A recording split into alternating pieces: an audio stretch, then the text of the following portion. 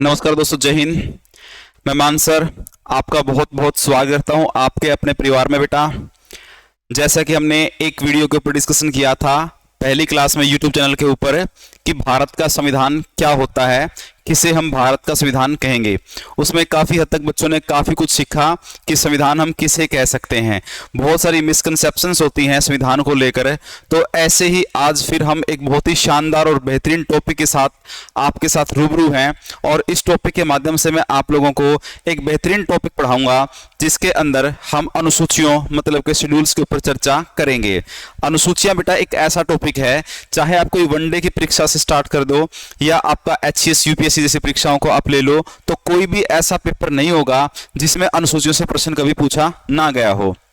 आने वाले समय में भी अनुसूचियों से बहुत ही बेहतरीन प्रश्न पूछने की संभावना बनी रहती है। तो इसमें हम लोग तीन चीजों के ऊपर काम करेंगे। कॉन्सेप्ट क्या है, ट्रिक क्या है और फैक्ट क्या है, तीनों चीजों के ऊपर हम डिस्कशन करेंगे। ना केवल हम कॉन्सेप्ट की बात करेंगे, ना केवल फैक्ट की बात करेंगे और ना केवल ट्रिक की बात करेंगे। और मुझे पूरी उम्मीद है बेटा, अगर आप इस वीडियो को शुरू से लेके और लास्ट तक बिना स्किप किए देखोगे तो आपका कोई भी पेपर हो तो किसी भी पेपर के दृष्टिकोण से आपका एक भी प्रश्न ऐसा नहीं होगा जो इस टॉपिक से रह जाएगा। तो चलिए बेटा, बिना टाइम खराब करें अपनी क्लास की शुरुआत करते हैं और बेहतरीन सा एक सेशन पढ़ते हैं भारतीय राज्य व्यवस्था और भारत के संविधान के पॉइंट ऑफ व्यू से, जिसमें हम लोग डिस्कशन करना स्टार्ट करेंगे बेटा किसका, भारत के संविधान की अनुसूचियों का। ठीक है, तो ध्यान से समझेंगे बेटा। टॉपिक का नाम है संविधान की अनुसूचियां।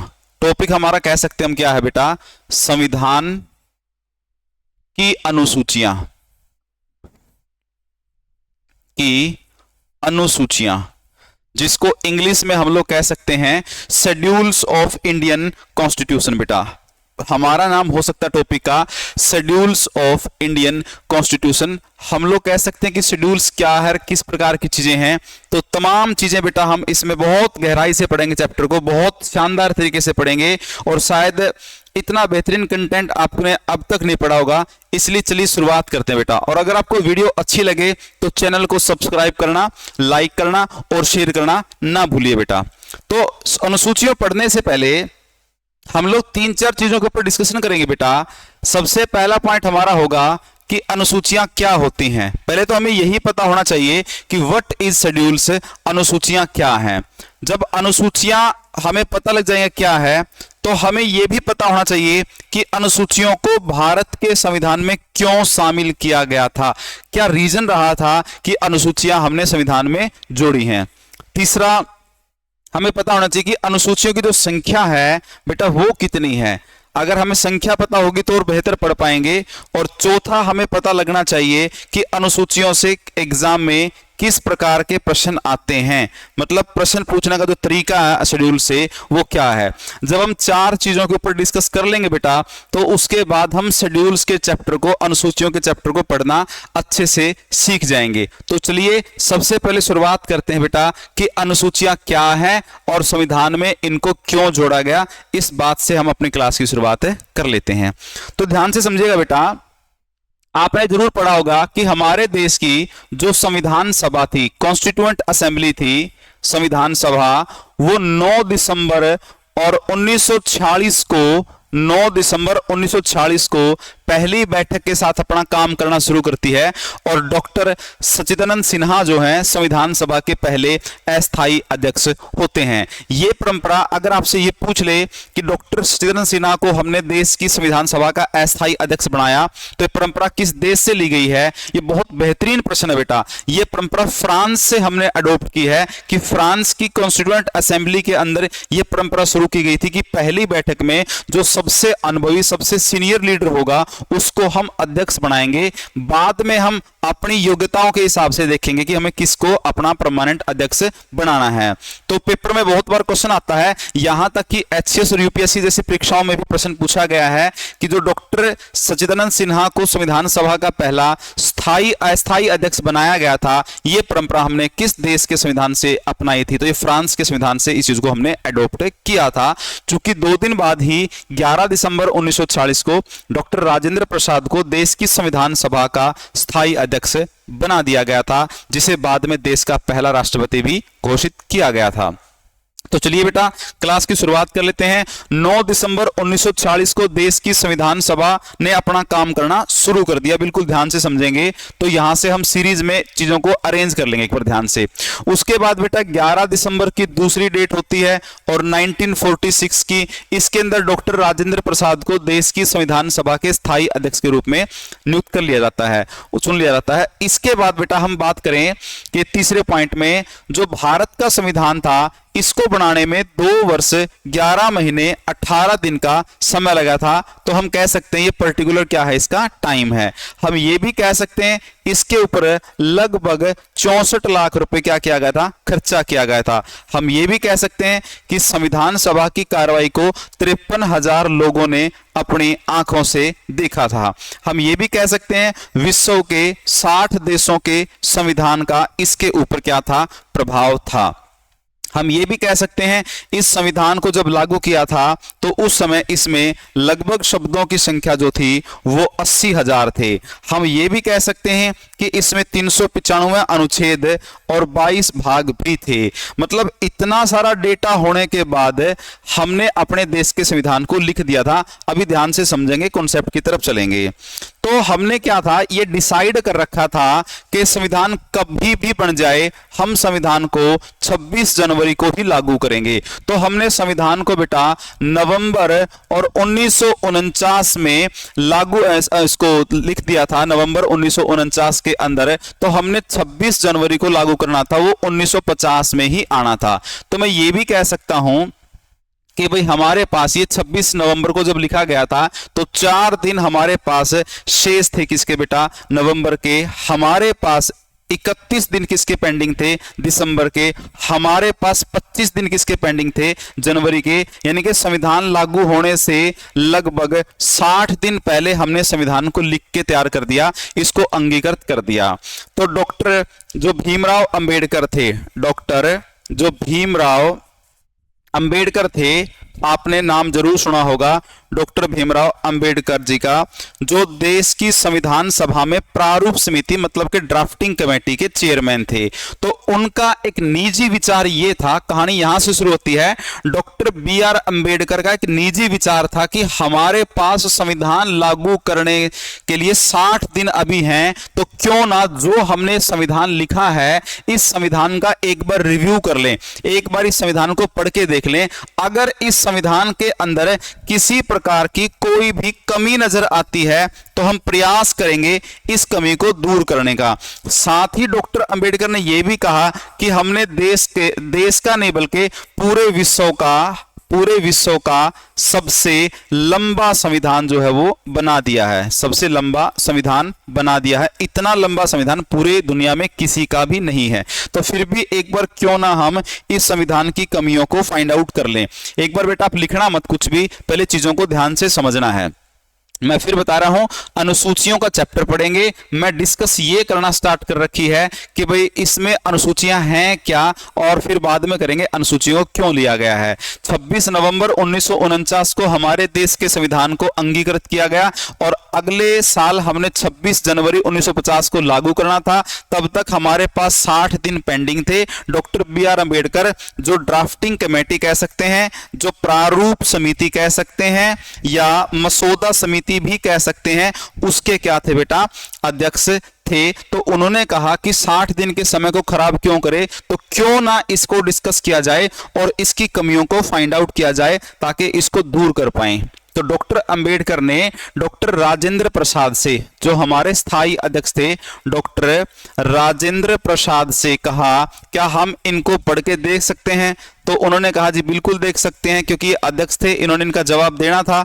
तो डॉक्टर बी.आर. अंबेडकर ने सभी संविधान सभा के सदस्यों को बोला कि भाई मैं संविधान की प्रति को, इसको कॉपी को मैं पढ़ रहा हूं, अगर किसी भी संविधान सभा के मेंबर को ये लगे कि यहां पर ये कमी है तो प्लीज आप उसको बताना, प्रयास करेंगे संविधान की उस कमी को दूर करने का। साथ ही उन्होंने बोला कि फिर भी जो ये संविधान हमने लिखा है ये दुनिया का सबसे लंबा संविधान हमने लिख दिया है। चलिए तब हुआ ये, ध्यान से समझेंगे बेटा, डॉक्टर बी.आर. अंबेडकर ने डॉक्टर अंबेडकर ने संविधान का पहला आर्टिकल पढ़ना स्टार्ट किया, संविधान का पहला आर्टिकल पढ़ना स्टार्ट किया और बोला कि इसमें कोई कमी लगे तो बताना भाई।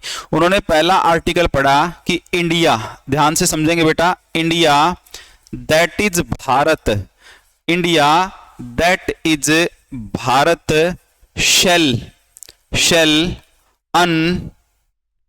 undivided states of union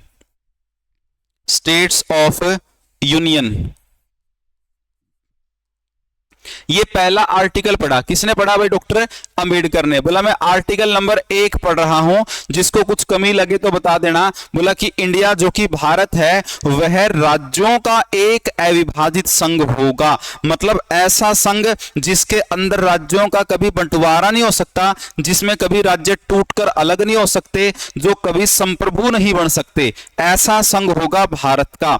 doctor Ambedkar बोला भाई ये आर्टिकल मैंने पढ़ दिया है, अगर किसी को कमी लगे तो आप यहां से क्वेश्चन मार्क कर दो कि जी यहां पर ये दिक्कत नहीं, फिर मैं दूसरा आर्टिकल पढ़ने जा रहा हूं। तो संविधान सभा में जितने मेंबर बैठे थे उन्होंने बोला जी आर्टिकल 1 में तो बहुत सारी कमियां हैं, खूब सारी ऐसी चीजें हैं जो आर्टिकल 1 में लिखनी रहती हैं। डॉक्टर अंबेडकर ने बोला भाई बता दो वे क्या है पेंडिंग।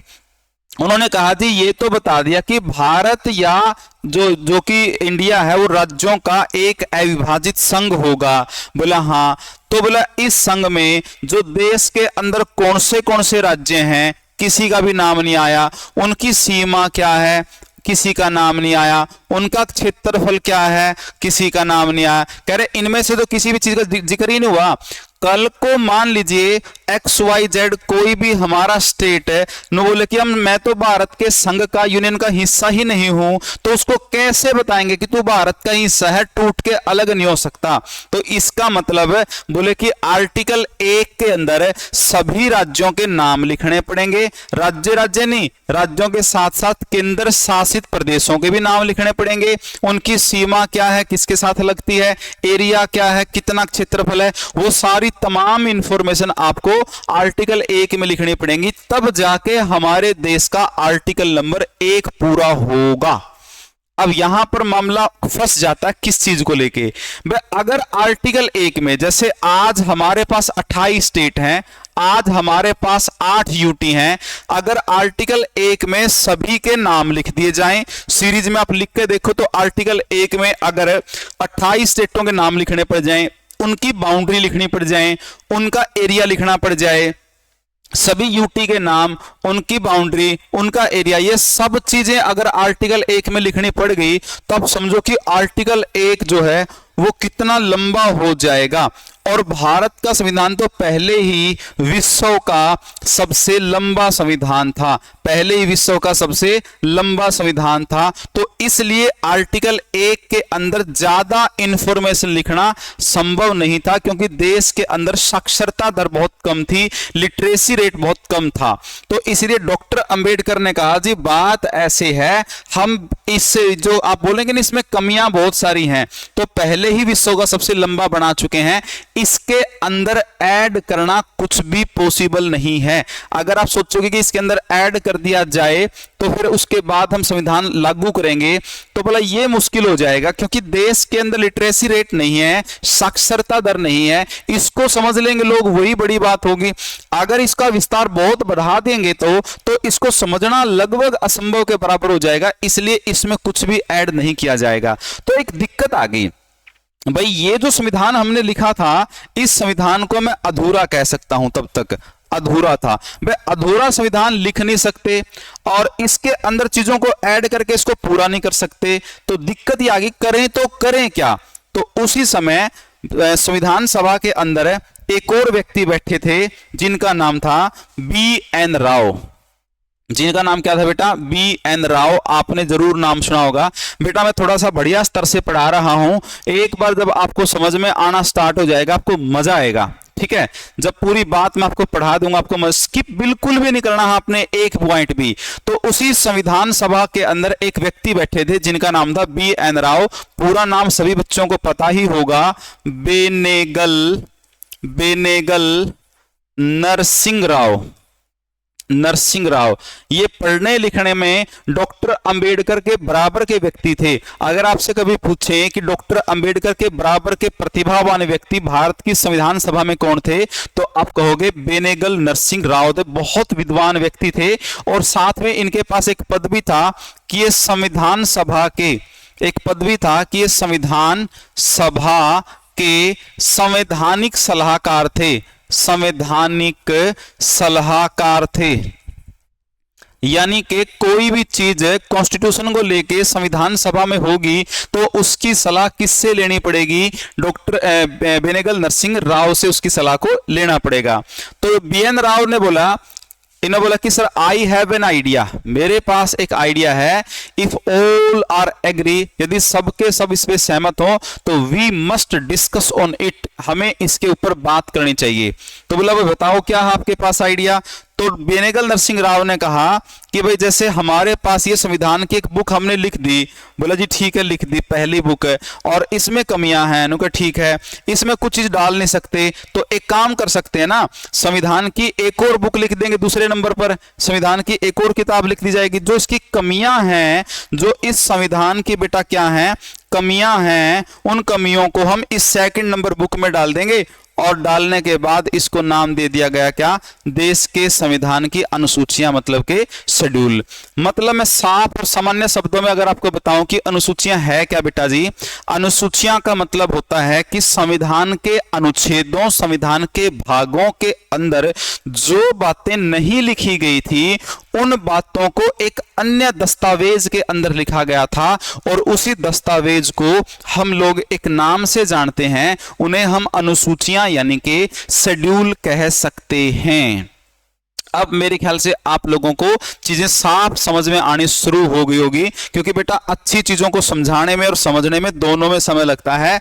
जो चीजें अच्छी नहीं होती वो जल्दी समझ में आ जाती हैं। तो अब मैं ये कह सकता हूं कि अनुसूचियां क्या हैं, तो मैं ये कह सकता हूं अनुसूचियां संविधान की बुक से एक अलग बुक है।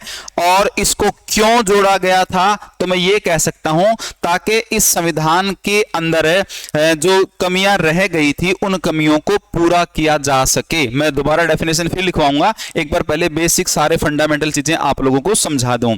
आपको इतना समझ में आ गया बेटा कि अनुसूचियां क्या है, व्हाट इज शेड्यूल। तो आप लोग कह सकते हैं अनुसूचियां मीन शेड्यूल एक कॉन्स्टिट्यूशन के ओरिजिनल डॉक्यूमेंट से अलग एक अलग डॉक्यूमेंट है, संविधान की मूल पुस्तक से अलग एक दूसरी पुस्तक है, उसे हम अनुसूचियां कह सकते हैं। दूसरे प्रश्न का जवाब आपको मिल गया होगा कि क्यों जोड़ा गया, ताकि संविधान के अंदर बची हुई कमियों को पूरा किया जा सके और इस संविधान के विस्तार को सीमित रख सकें। इसी कारण से हमने शेड्यूल्स यानी अनुसूचियों को संविधान के अलग पुस्तक में रख दिया। तो बेटा पहले संख्या कितनी थी? 8 थी। आज संख्या कितनी हो चुकी है? आज 12 संख्या इनके अंदर हो चुकी हैं। पहले 8 और आज कितनी है? 12 इनके अंदर क्या बेटा संख्या है अनुसूचियों की। अब आपसे पूछेंगे जी एक बार ये और बता दो कि अनुसूचियों से किस प्रकार के प्रश्न आएंगे। जब मैं ये भी बता दूंगा उसके बाद फिर हम लिखने के लिए तैयार हो जाएंगे, और जब लिखने के लिए बेटा तैयार हो जाएंगे फिर पढ़ने में मजा भी आएगा। तो मैं एक बार ये बता देता हूं कि अनुसूचियों से किस प्रकार के प्रश्न आते हैं। तो बेटा अनुसूचियों से प्रश्न आने के दो तरीके हैं। अनुसूचियों से प्रश्न आने के, शेड्यूल से क्वेश्चन आने के दो तरीके हैं, दो मेथड हैं। जिसमें मेथड नंबर 1 है कि आपसे क्वेश्चन के अंदर आपसे संख्या दी जाएगी, संख्या दी जाएगी और आपको ऑप्शन के अंदर उसका विषय रखा जाएगा, पूछा जाएगा कि उसका विषय क्या है। या इसको बदल देंगे बेटा, इसको बदलेंगे कैसे? क्वेश्चन के अंदर आपसे विषय डाल के दे देंगे और ऑप्शन के अंदर आपसे क्या दे दी जाएगी? संख्या दे दी जाएगी। क्लियर है बेटा? क्या दे दी जाएगी? संख्या दे दी जाएगी। आप बोलोगे सर एग्जाम्पल देकर समझा दो। नो, समझ नहीं आया, मजा नहीं आया इस बात में। मैं बोल दूं कि आपने HSSC में कोई पेपर दिया, क्वेश्चन नंबर 48वां आ गया और आपसे पूछ लिया गया ऐसे कि वे बता दो जो संविधान की 8वीं अनुसूची, संविधान की 8वीं अनुसूची में किसका वर्णन किया गया है? किसका वर्णन किया गया है, मतलब आपसे पूछ रहे हैं कि बताओ भाई संविधान की 8वीं अनुसूची में। तो बेटा अगर आप ध्यान से देखोगे तो आपको ये लिख रहा है कि यहां पर 8वीं मतलब क्या दे रखी है, संख्या, और किसका मतलब आपसे क्या पूछी जा रखी है, विषय। आपको ऑप्शन ऐसे मिलेंगे ए बी सी डी। देखो ऑप्शन कैसे मिलेंगे, बोल देंगे सभी की शपथ का वर्णन इसके अनुसूची के अंदर है, सभी की शपथ का वर्णन इसमें है। शपथ नहीं बोलेंगे तो सभी के वेतन का पूछ लेंगे बेटा, वेतन ने बोलेंगे मान्यता प्राप्त भाषा पूछ लेंगे, या आपसे पूछ लेंगे कि जिस शक्तियों का विभाजन, शक्तियों का क्या पूछ लेंगे बेटा, आपसे विभाजन पूछ लेंगे। तो संविधान की 8वीं अनुसूची में किसका संबंध लिख रखा है, मान्यता प्राप्त भाषाओं का वर्णन। मतलब आपसे संख्या देके क्या पूछ रहा है बेटा, विषय आपसे पूछ रहा है। यहां तक की बात आपको समझ में आ गई होगी। अब इस क्वेश्चन को बदल सकता है, यहां 8वीं की बजाय आपसे पूछ सकता है कि मान्यता प्राप्त भाषाओं का वर्णन संविधान की कौन सी अनुसूची में है। तो आपसे 6ठी 7वीं 8वीं 9वीं मान लीजिए इस प्रकार से है। हालांकि शपथ 6ठी में नहीं है, वेतन 7वीं में नहीं है, मैंने वैसे रैंडमली लिखे हैं आपके सामने। तो आपसे पूछेंगे भाषाएं किस में, तो क्या बताओगे 8वीं में। और आपसे एक और बात बेटा पूछ सकते हैं, भाई अगर एग्जामिनर का मन करता है कि आपसे एक ही चीज में बहुत सारी बात पूछ ली जाए तो वो आपसे ऐसे पूछेगा कि भाई इनका मैच करो, 8वीं 9वीं 10वीं और 11वीं। 11वीं का विषय तो लिख के दे देगा बेटा आपके सामने, जो 11वीं का विषय है वो लिख देगा 10वीं के सामने, और 10वीं का लिख देगा किसके सामने, 11वीं के सामने। बोलेगा उचित मिलान करो। 9वीं का लिख देगा 8वीं के सामने, और 8वीं का लिख देगा किसके सामने, 9वीं के सामने, और बोलेगा इनका सही मिलान करो। एक तरीका आपका एग्जाम में क्वेश्चन पूछने का ये हो सकता है, यानी कि एक ही क्वेश्चन में 4 संख्या और 4 विषय आपसे पूछ सकता है। बोलोगे सर मजा सा आ गया, थोड़ा सा और बताओ, अगर जमा डीपली जाओगा तो वो कैसे पूछेगा। देखो बेटा अगर जमा डीपली जाओगा तो उसका क्वेश्चन पूछने का तरीका होगा कथन के साथ और किसके साथ, निष्कर्ष के साथ। भाई कथन और निष्कर्ष के साथ आपसे एग्जाम में क्वेश्चन पूछ सकते हैं। क्या बोलेंगे, मैं से बोल के बता दूं, लिखने में टाइम ज्यादा चला जाएगा। जैसे मान लीजिए आपसे बोल दिया कि भाई निम्नलिखित कथनों पर विचार कीजिए, क्वेश्चन यहां से शुरू हो गया आपका। और ऐसे प्रश्न आजकल भाई एचएसएससी, वैसे तो प्रश्न ये यूपीएससी एचसीएस के हैं, लेकिन ऐसे प्रश्नों को आजकल एचएसएससी भी पूछना शुरू कर रहा है, क्योंकि एचएसएससी के स्तर का कुछ नहीं पता बेटा कि वो किस प्रकार के क्वेश्चन आपसे डाल दे। तो फटाफट से समझ लो कि कथन निष्कर्ष के प्रश्न आपसे कैसे पूछे जा सकते हैं, उनके पूछने का तरीका क्या हो सकता है। जैसे आपसे पूछ रहे हैं कि भाई निम्नलिखित कथनों पर विचार कीजिए। कथन नंबर 1, संविधान की 8वीं अनुसूची मान्यता प्राप्त भाषाओं से संबंधित है। एक कथन दे दिया ये। कथन नंबर 2 क्या कहा इसने कहा कि 8वीं अनुसूची में कुल 22 भाषाएं हैं जिनमें अंग्रेजी एक प्रमुख भाषा है। तो ये प्रश्न खत्म हो गया उसका। अब वो आपके ऑप्शन बनाने स्टार्ट करेगा क्वेश्चन के और पूछेगा भाई निम्नलिखित कथनों के आधार पर ऑप्शन को चूज करके आपने उत्तर देना है। आपका पहला ऑप्शन बनेगा केवल कथन 1 सही है, दूसरा ऑप्शन होगा केवल कथन 2 सही है, तीसरा ऑप्शन होगा कथन 1 और 2 दोनों सही हैं, और चौथा आंसर होगा आपका कथन 1 और कथन 2 दोनों ही गलत हैं। तो आपसे बढ़िया स्तर से अगर प्रश्न पूछेगा तो आपका आंसर किस में होगा बेटा, कथन और निष्कर्ष के अंदर होगा। अब जो मैंने समझाना था बेटा इस टॉपिक के इंट्रोडक्शन के पॉइंट ऑफ व्यू से, तो मैंने सारी बातें समझा दी आपको। अब लिखने का समय आएगा तो जिसमें बेटा मैंने क्या बताया कि संविधान की अनुसूचियां क्या हैं, क्यों ली गई हैं, संख्या कितनी है, और इसमें किस प्रकार के आपसे एग्जाम में प्रश्न पूछे जाते हैं। यहां तक की तमाम चीजें आपको बहुत अच्छे से समझ में आ गई होंगी बेटा। अगर बेटा यहां तक सारी चीजें आपकी क्लियर हो गई हैं तो कमेंट सेक्शन में जय हिंद जरूर लिख दो बेटा, और वीडियो को लाइक और दबा के शेयर कर दो बेटा, क्योंकि आपके लिए बेहतर और बेहतरीन कंटेंट आपके लिए मैं प्रोवाइड करवाऊंगा, और बहुत शानदार चीजें, ऐसी कंसेप्चुअल चीजें आप तक लेके आऊंगा जिसको पढ़ने और पढ़ाने में अक्सर जो है पसीने छूट जाते हैं बेटा। तो आइए अपनी क्लास की अब आगे शुरुआत करते हैं। क्लास लंबी रहने वाली है, इसलिए बेटा बिल्कुल इत्मीनान से बैठ जाओ और चीजों को कॉपी पेन लेके साफ साफ लिखना शुरू कर दो। अगर आपको मेरी सभी क्लासेज या अपने इस पूरी टीम की सारी क्लासेज आपको अच्छी लगती हैं तो आप एसके क्लासेज के ऊपर जाकर भी अपना कोर्स परचेज कर सकते हो। वहां पर आपको daily live classes, recorded classes और पीडीएफ फॉर्मेट में नोट्स आपको वहां पर अवेलेबल होंगे बेटा। चलिए तो क्लास की शुरुआत करते हैं फटाफट से। हाँ, टॉपिक का नाम हमारा वही है बेटा, अनुसूचियां, शेड्यूल्स बेटा, अनुसूचियां। अब मैंने ये समझा दिया कि अनुसूचियां क्या हैं, किस प्रकार की हैं। अब मैं अनुसूचियों का परिचय आपको लिखवाना स्टार्ट करूंगा कि what is the exactly introduction of schedule भाई। ठीक है, तो सबसे पहले परिचय लिखेंगे बेटा, सबसे पहले आप लोग लिखेंगे परिचय भाई, क्या अनुसूचियां हैं, बढ़िया से स्तर से पढ़ेंगे। वैसे तो बेटा टॉपिक ऐसा है चाहे इसको 15 मिनट में खत्म कर लो, लेकिन आप अपनी क्लास का स्तर देखना, ये टॉपिक शायद 2 घंटे में भी खत्म हमसे ना हो पाए, 15 मिनट में भी खत्म हो सकता है। ट्रिक, कॉन्सेप्ट, फैक्ट सब कुछ यूज करेंगे हम। ठीक है, तो परिचय में पढ़ेंगे बेटा अनुसूचियां क्या हैं। तो परिचय में पॉइंट नंबर 1 लिखेंगे, यह है संविधान की मूल पुस्तक। मूल पुस्तक, मूल पुस्तक का मतलब बेटा ओरिजिनल बुक से अलग एक अन्य पुस्तक है, एक अन्य पुस्तक है। मतलब संविधान की ओरिजिनल बुक से एक बुक है बेटा जिसका नाम है शेड्यूल। दूसरा, इसे मतलब अनुसूचियों को या इनको कह सकते हैं, इसे कह सकते हैं, इस बुक को कह सकते हैं, इसे संविधान के विस्तार को सीमित करने के लिए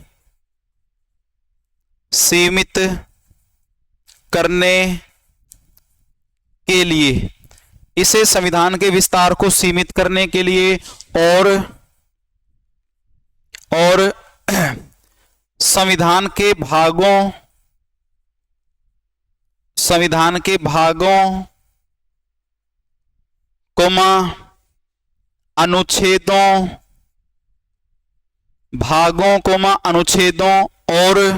अनुच्छेदों में बची हुई कमियों को दूर करने के लिए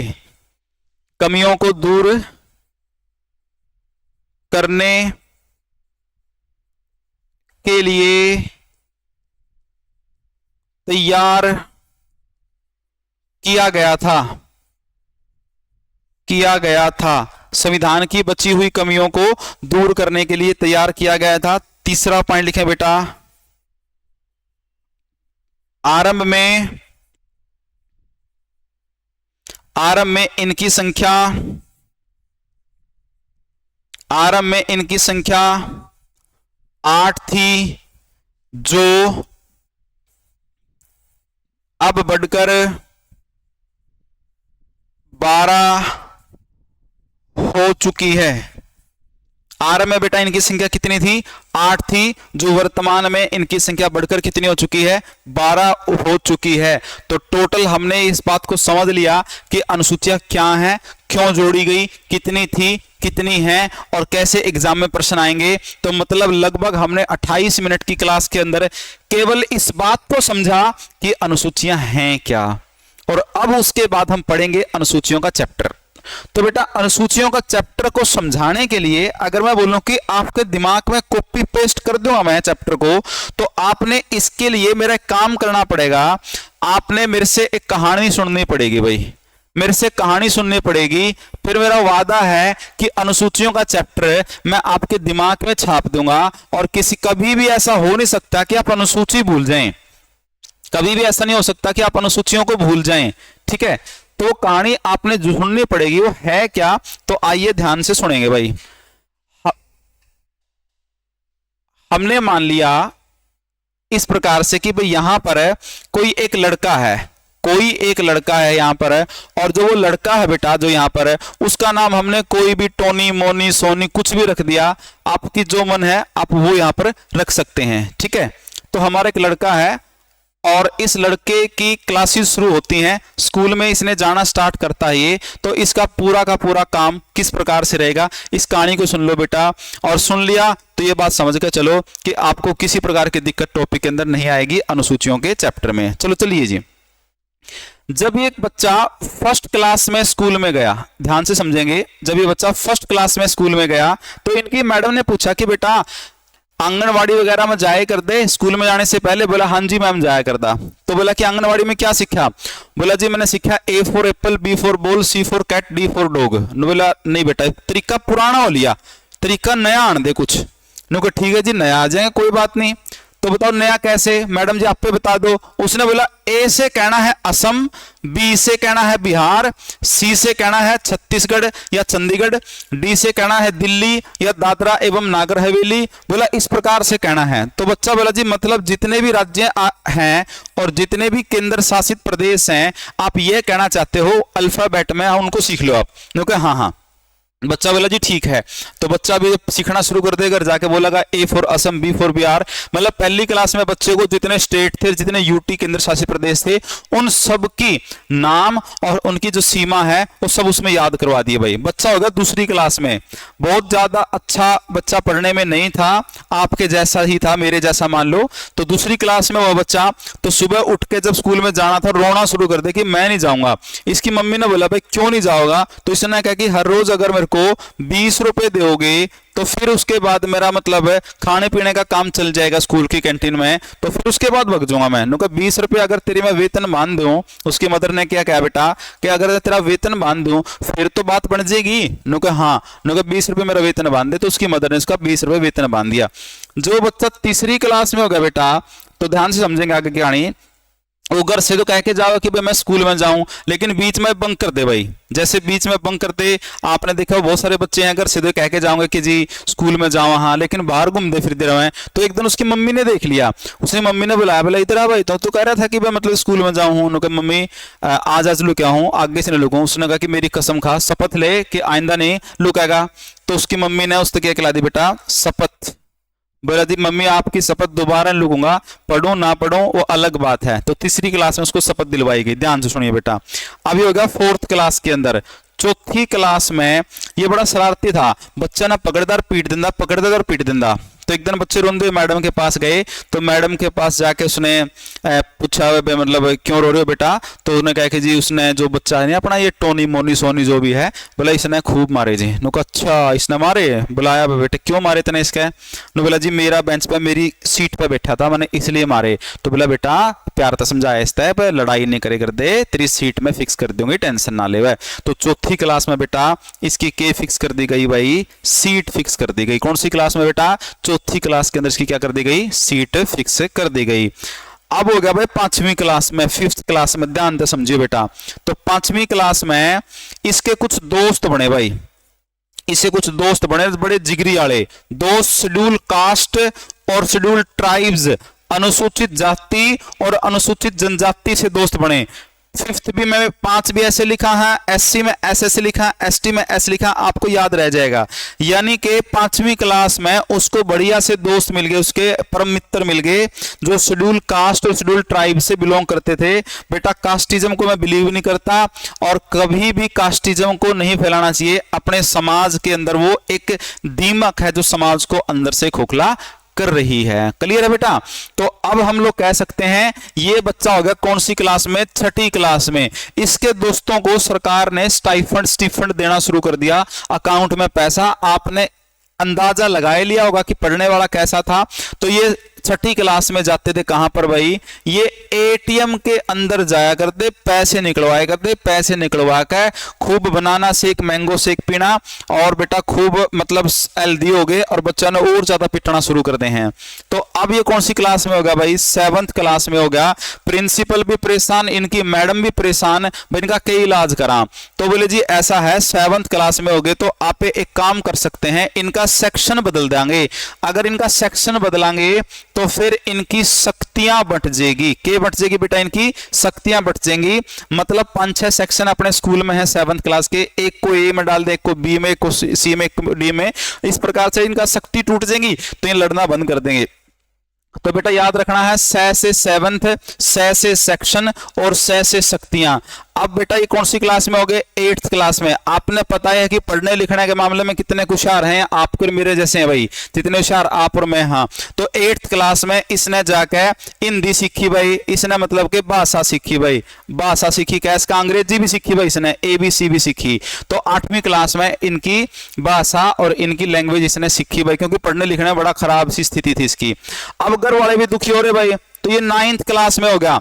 9th क्लास में इसका फादर खेती करा करता, तो इसका फादर ने सोचा भाई एक काम करांगे, इसी खेत में लेके जावा, इस पर काम करवाऊं, इसका पसीना होगा, गर्मी लगेगी, तो इसने एहसास हो जाए कि पंखा के नीचे बैठकर पढ़ना ज्यादा आसान है, काम करना ज्यादा मुश्किल है।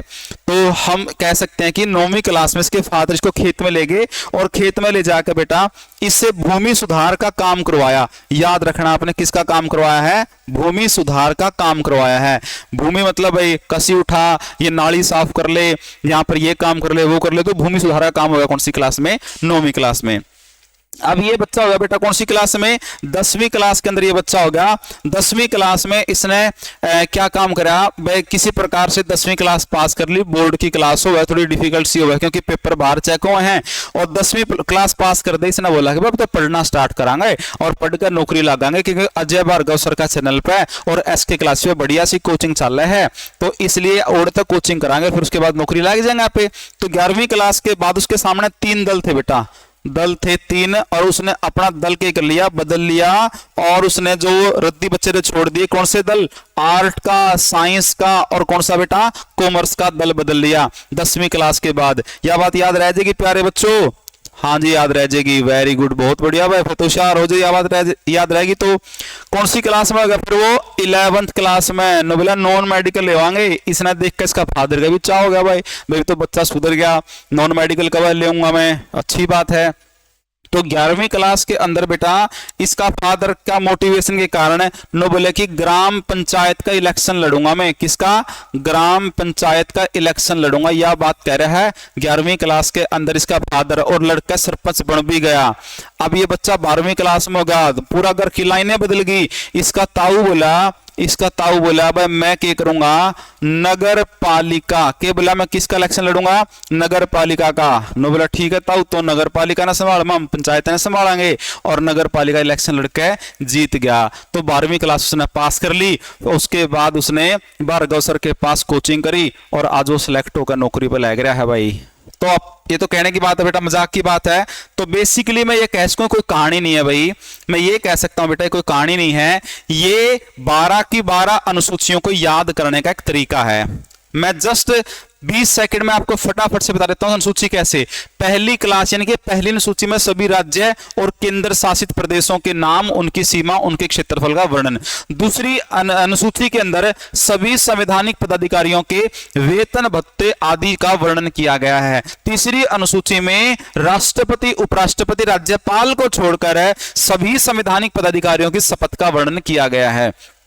चौथी अनुसूची में वो सीट के लिए झगड़ा करता था, तो राज्यसभा की सीटों के बंटवारे का वर्णन किया गया है। 5वीं क्लास में शेड्यूल कास्ट और शेड्यूल ट्राइब्स के उसके दोस्त बने थे, तो हम कह सकते हैं 5वीं जो अनुसूची है वो अनुसूचित जाति जनजाति के प्रशासन और उनके नियंत्रण के बारे में वर्णन किया गया है।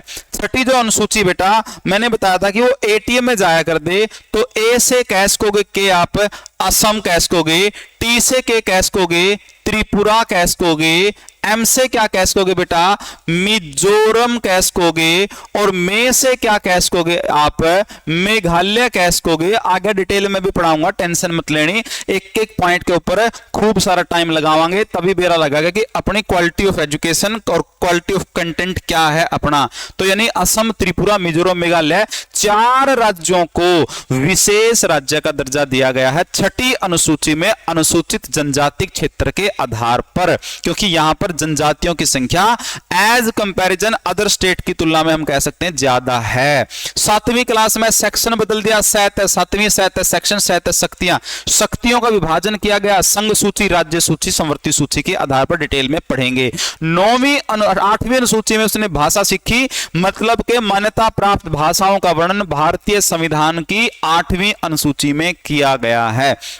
9वीं अनुसूची में भूमि सुधार कानून की बात है। पंडित जवाहरलाल नेहरू की जिद थी 9वीं अनुसूची, और सुप्रीम कोर्ट के ऊपर होकर उसने 9वीं अनुसूची को जोड़ा, जिसको बाद में चुनौती भी दी गई। बिल्कुल उस स्तर तक पढ़ाऊंगा जिस स्तर पर यूपीएससी एचसीएस की डिमांड है। केशवानंद भारती विवाद को भी इसमें इन्वॉल्व करेंगे, और इसके साथ साथ कई अन्य इंपोर्टेंट केस भी इसमें इन्वॉल्व किए जाएंगे।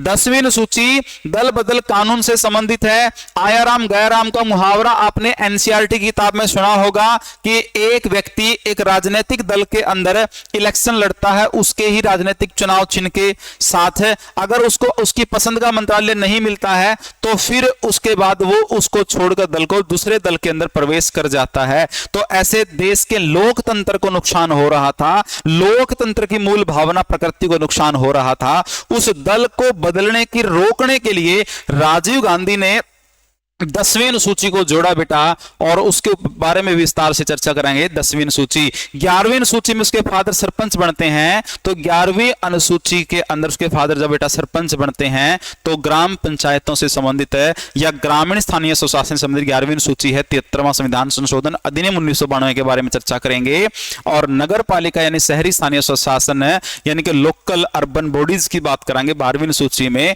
जो 74वां संविधान संशोधन अधिनियम 1992 के ऊपर चर्चा करेंगे, जिसमें कुल 18 विषयों को शामिल किया गया है। अगर बेटा यहां तक की बात आप तक मैं पहुंचाने में कामयाब हुआ हूं तो कमेंट में जय जवान जय किसान लिख दो, और आगे आप पढ़ना स्टार्ट करो। बेहतरीन सी क्लास हम लोग पढ़ने का काम करेंगे। चलिए बेटा फटाफट से अब आप कॉपी पेन उठाओ और लिखना स्टार्ट कर दो भारत के संविधान के बारे में, अनुसूचियों के बारे में। और अनुसूचियों में बेटा क्या करेंगे हम? सबसे पहले पहली अनुसूची की बात करेंगे। पहली अनुसूची, पहली बेटा अनुसूची, फर्स्ट शेड्यूल हम कह सकते हैं। क्या बेटा? पहली अनुसूची मतलब के फर्स्ट शेड्यूल। बड़े प्यार से और अच्छे तरीके से, साफ सुथरे तरीके से चीजों को लिखना स्टार्ट करेंगे। अब तक मैंने लगभग मेरे अंदाजे से 40-41 मिनट की क्लास मैंने पढ़ाई है। अब तक मैंने आप लोगों को बेसिक बातें समझाई हैं, अब इसको बिल्कुल विस्तार से समझाना स्टार्ट करूंगा।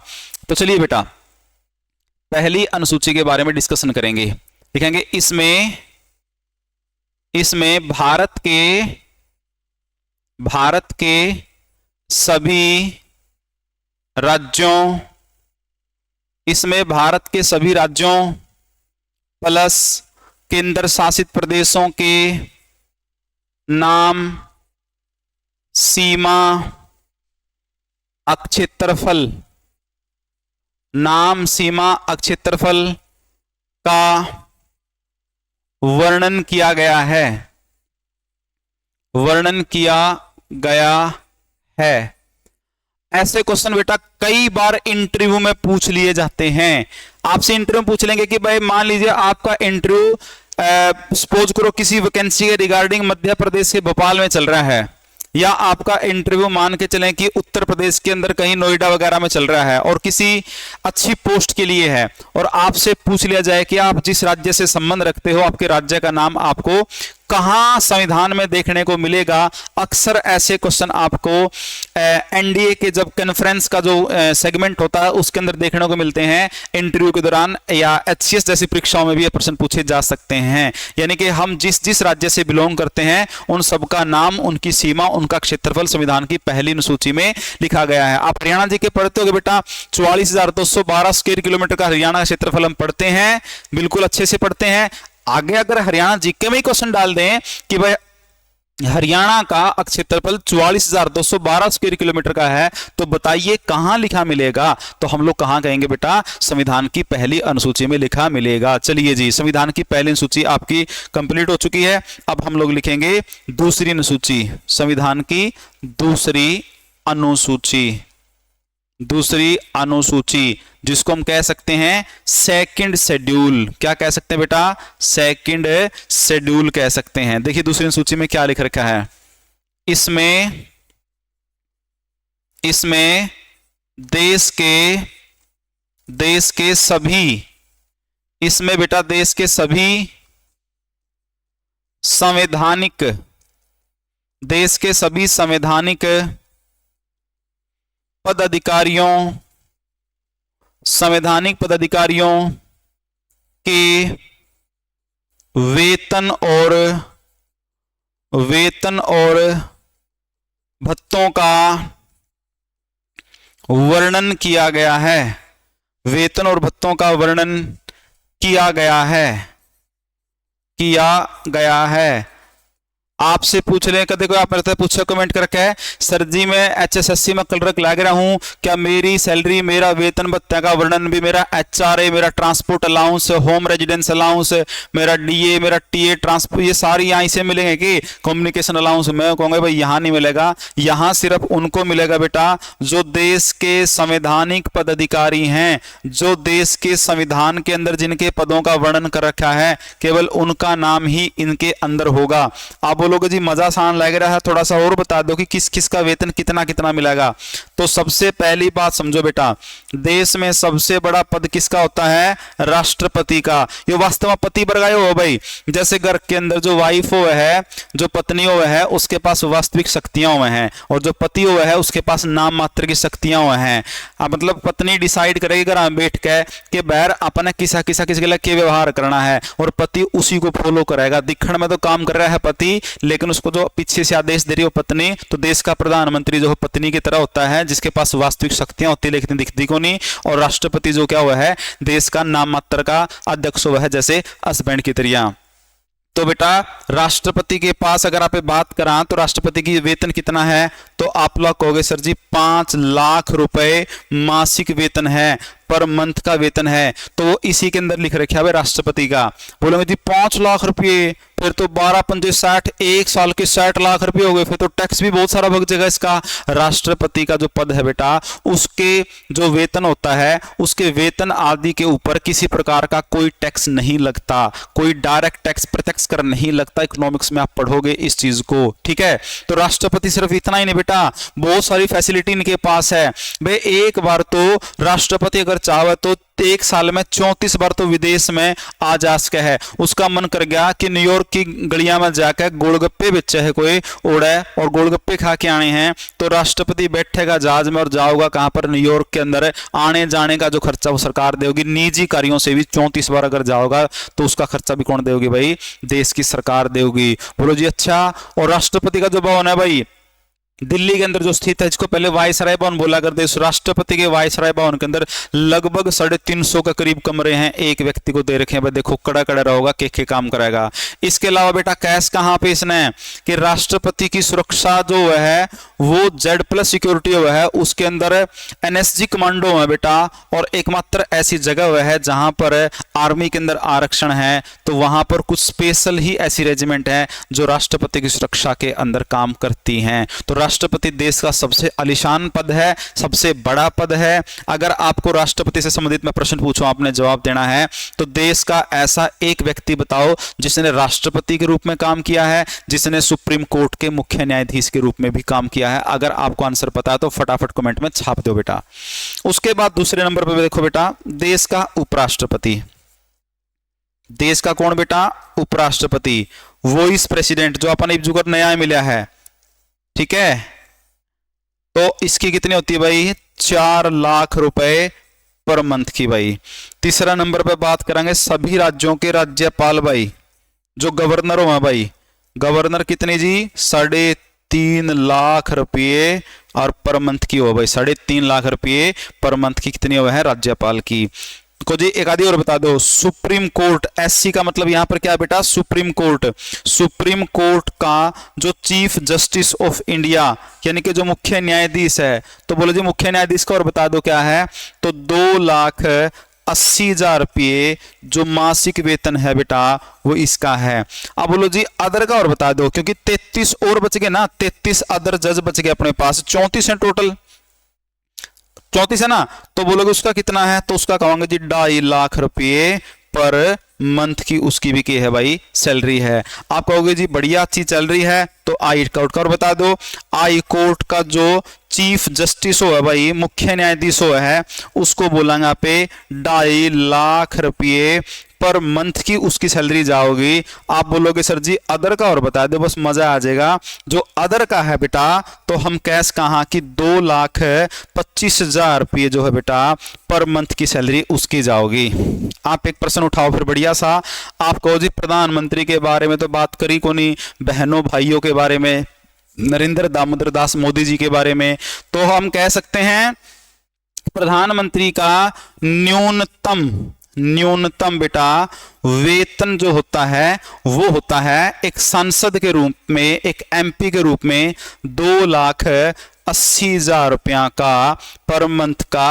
और इसको साथ में क्या मिलेगा, संसद प्रतिदिन कार्य भत्ता कितना भाई, 2,000 रुपये पर डे का। मतलब समझो प्रधानमंत्री भी जब संसद में काम करने जाओगा तो इसकी 2,000 रुपये दिहाड़ी होगी डेली की। अगर ये 30 के 30 दिन दिहाड़ी लाओगा तो आप नो कैश कहेंगे बेटा कि 60,000 रुपये एक्स्ट्रा होकर उसकी सैलरी कितनी हो जाएगी, 60,000 इसमें और जोड़ दो, मेरा मैथ थोड़ा कमजोर है, 3,40,000 होंगे होंगे, इतना बता दियो। लेकिन फिक्स सैलरी नहीं है। आप ये नहीं कह सकते कि प्रधानमंत्री को फिक्स इतना वेतन मिलेगा, न्यूनतम फिक्स है, अधिकतम फिक्स नहीं है। आप बोलोगे सर जी यह तो बात बढ़िया होगी, फिर सीएम के बारे में थोड़ा सा और डिस्कशन कर दो। बेटा सभी राज्यों के साथ साथ यूटी की भी बात कर दें। के सीएम का वेतन अलग है, मतलब फिक्स नहीं है। वह जिसकी राज्य की संचित निधि में जितनी कैपेसिटी है उसके हिसाब से उतना ही वेतन उसको दे देंगे, इतनी सी बात है। और इसके साथ बेटा अपनी कौन सी होगी भाई, अनुसूची नंबर 2 की होगी भाई अपनी कंप्लीट होगी भाई। ठीक है, अब आप अनुसूची नंबर 3 पढ़ाएंगे। मजा आ रहा होगा पढ़ दो, वेरी गुड। सारी क्लास कंटिन्यू देखनी है, एक भी पॉइंट आपने बीच में स्किप नहीं करना है। तो आप अब कौन सी कर देंगे शुरू, तीसरी अनुसूची, जिसको हम अंग्रेजी में एक नाम देश कहा, बोलो जी के नाम, थर्ड शेड्यूल के नाम से इसको हम लोग जानेंगे भाई। कॉन्सेप्ट, फैक्ट और ट्रिक सारी चीज आपने इस चैप्टर में अप्लाई करी है। तो चैप्टर को बिल्कुल भी वीडियो को बीच से स्किप नहीं करना है, एक एक बात को ध्यान से समझना भाई। अब दिखाएंगे तीसरी सूची में क्या है, लिखाएंगे इसमें सभी संवैधानिक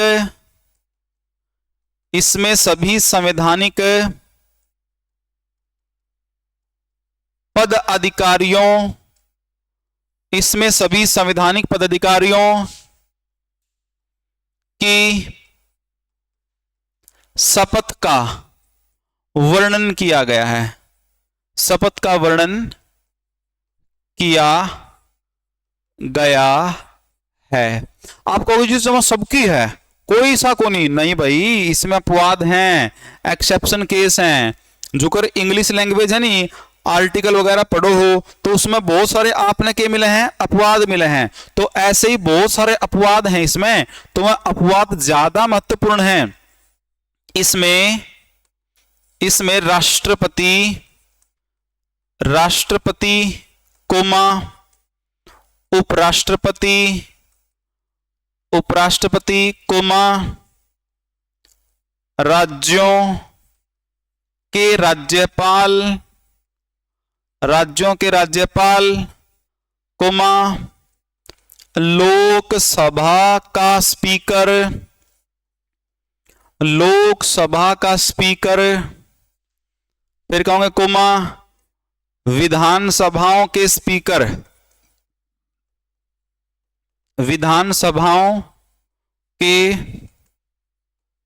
स्पीकर की शपथ नहीं है। मतलब इन चीजों को आप बेटा जी, इन चीजों को हम लोग अपवाद केस कहां, एक्सेप्शनल केस कैस कहां, इन चीजों को हम कह सकते हैं क्या है भाई, ये अपने अपवाद हैं। मतलब इनकी शपथ का वर्णन इस अनुसूची में नहीं है। तो आपके दिमाग में एक बात बनेगी कि जी इनकी शपथ अनुसूची में क्यों को नहीं, किमें तो कारण रहा होगा। तो उनके कारण सुन लो भाई, क्या है कारण, बिल्कुल गहराई से पढ़ाएंगे चीजाना पे।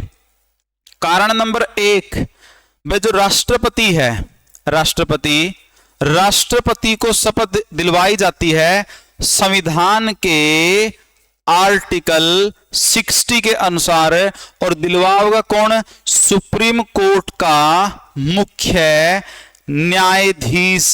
कौन दिलाओगा? सुप्रीम कोर्ट का मुख्य न्यायाधीश, चीफ जस्टिस ऑफ इंडिया। यह बात किस में लिख रखी है? आर्टिकल 60 में। अगर सुप्रीम कोर्ट का मुख्य न्यायाधीश मौके पे किसी कारण से प्रेजेंट नहीं है, उपस्थित नहीं है, तो फिर क्या कर सकेंगे यहाँ पे? उसके बाद फिर अपना 33 जज और बच गए, तो उनमें से किसी भी एक जज को बुलावांगे जो सीनियर होगा, उसको फिर आप क्या कर देंगे? शपथ के लिए खड़ा कर देंगे, बस शपथ दिलवा दो। तो आर्टिकल 60 में जब इसकी बात लिख रखी थी, तो संविधान भाई कोई छोटा मोटा दस्तावेज थोड़े है, तो इसकी बात को दोबारा रिपीट करने की कोई आवश्यकता नहीं थी। इसलिए राष्ट्रपति की शपथ तीसरी अनुसूची में नहीं है। बोले जी बढ़िया बात। उपराष्ट्रपति की भी और बता दो। उपराष्ट्रपति जो है बेटा, उसका भी क्या है? एक अलग से आर्टिकल है संविधान का, आर्टिकल 69। कौन दिलाओगा? देश का राष्ट्रपति इसको पद की दिलाओगा, शपथ दिलवाओगा। तो जब उपराष्ट्रपति की शपथ भी इसमें ऑलरेडी 69 आर्टिकल में आ ली, तो फिर के लोड़ोगे भाई आपने इसमें। तो उसके बाद तीसरा देखो, जो राज्यों के राज्यपाल हैं, बेटा, राज्यपाल, उनकी शपथ है संविधान के आर्टिकल 159 के अंदर। और कौन शपथ दिलवाओगा? हाई कोर्ट का मुख्य न्यायाधीश। कौन दिलवा देगा भाई? हाई कोर्ट का मुख्य न्यायाधीश। बोलोगे जी बिल्कुल सही है, मजा आ गया, तीनों बात सही समझ में आएगी प्रॉपरली। भाई क्यों इनकी शपथ का वर्णन तीसरी सूची में नहीं है? अगर तीसरी में नहीं है तो इनकी कड़ा है, कौन शपथ दिलवाओगा, या तो बात अपने सही समझ में आएगी। लेकिन बात किसकी बच गई? लोकसभा का स्पीकर की। और बात किसकी बच गई? विधानसभाओं का स्पीकर की। ध्यान से सुनिए पूरी बात में। तो अपने पास जो लोकसभा स्पीकर है, अपने पास बेटा कौन? लोकसभा का स्पीकर। अपने पास लोकसभा का स्पीकर है, प्लस में जितने भी विधानसभा स्पीकर हैं, विधानसभा स्पीकर हैं, ठीक है जी। इनकी बात कड़ा होगी, ये शपथ नहीं लेते भाई, ये शपथ नहीं लेते, ये शपथ नहीं लेते। आप बोलोगे जी ये शपथ क्यों नहीं लेंगे, ये कैसे दूसरे हैं भाई, इनकी शपथ क्यों नहीं लेनी? तो बेटा जी मैं बता देता हूं, ये लोकसभा स्पीकर और विधानसभा स्पीकर तो बाद में बनेंगे, पहले लोकसभा के मेंबर बनेंगे या विधानसभा के मेंबर बनेंगे। क्लियर है बात? इलेक्शन लड़का है, विधानसभा लोकसभा में पहुंचेंगे। जब हम पहुंचेंगे तो वहां जो सबसे ऊंची चेयर हुआ है उनकी विधानसभा लोकसभा की, उस चेयर पर राष्ट्रपति और राज्यपाल एक प्रोटेम स्पीकर ने बिठा देगा, मतलब काम चलाओ स्पीकर ने, अस्थाई स्पीकर ने। इसको मैं पॉलिटिकल साइंस की लोकसभा के अंदर बहुत डिटेल में पढ़ाऊंगा। तो वो प्रोटेम स्पीकर सबसे पहला काम करेगा, सबने शपथ दिलवा देगा। उस शपथ के अंदर उस समय वो एक आम सदस्य के रूप में स्पीकर भी बैठा हुआ है, तो शपथ ले लेंगे सारी।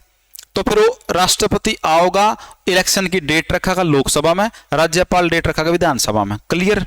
उसके बाद इलेक्शन होगा, तो जो शपथ लेकर बैठे थे उन्हें में तो एक आदमी चुन के आओगा स्पीकर के रूप में। तो उनमें जब चुन के आओगा तो आके ये बात होगी भाई पहला बैठकर शपथ ले रहा है इसमें, तो दोबारा शपथ लेने की आवश्यकता नहीं है। इसलिए विधानसभा और लोकसभा का स्पीकर कभी भी शपथ नहीं लेते। बोलोगे जी जब मजा आएगा पढ़ के, इसमें कोई दिक्कत नहीं है किसी प्रकार की। लेकिन इसमें अब तक एक बात अपनी समझनी रह रही है, भाई शपथ किसकी है? अब तक तो सिर्फ नो लिखा, किसकी नहीं है। अब नो समझेंगे है किसकी, समझ रहे हैं बात? तो अगली स्लाइड में चल लो भाई, अगर आपने मजा आ रहा तो देखो, ध्यान से देखो बेटा। राष्ट्रपति के समक्ष शपथ लेने वाले, राष्ट्रपति के समक्ष मतलब in front of the president of India. भाई कौन कौन तो राष्ट्रपति के सामने शपथ ले हुए है? आप थोड़ा साफ सुथरा कर लेंगे काम। भाई कौन तो राष्ट्रपति के सामने शपथ लेगा, और जब राष्ट्रपति का सामना ले लेगा तो कौन राज्यपाल के सामने लेगा भाई? राज्यपाल के सामने, ठीक है। तो इसके राज्यपाल के समक्ष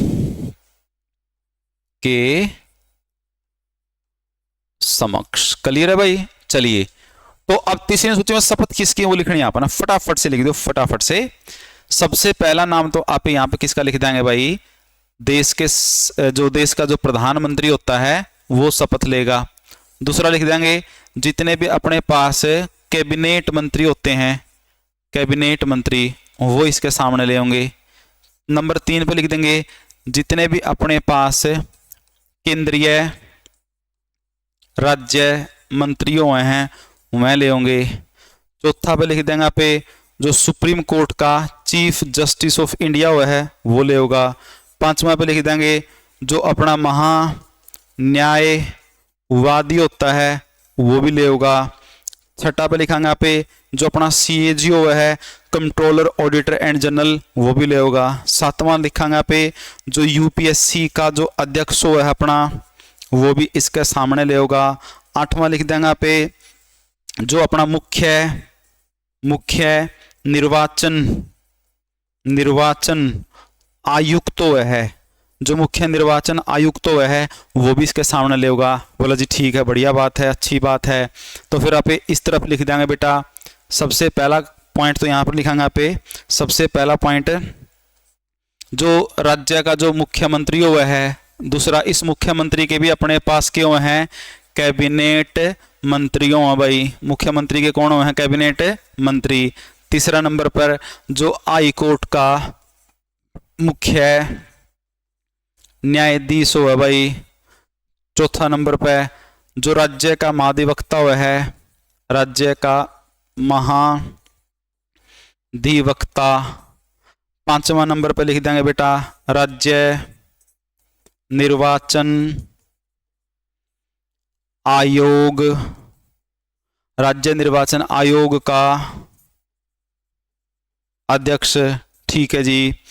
6ठा नंबर पे लिख देंगे आप राज्य निर्वाचन आयोग के अध्यक्ष के बाद 6ठा नंबर पर आप लिख देंगे सभी विश्वविद्यालयों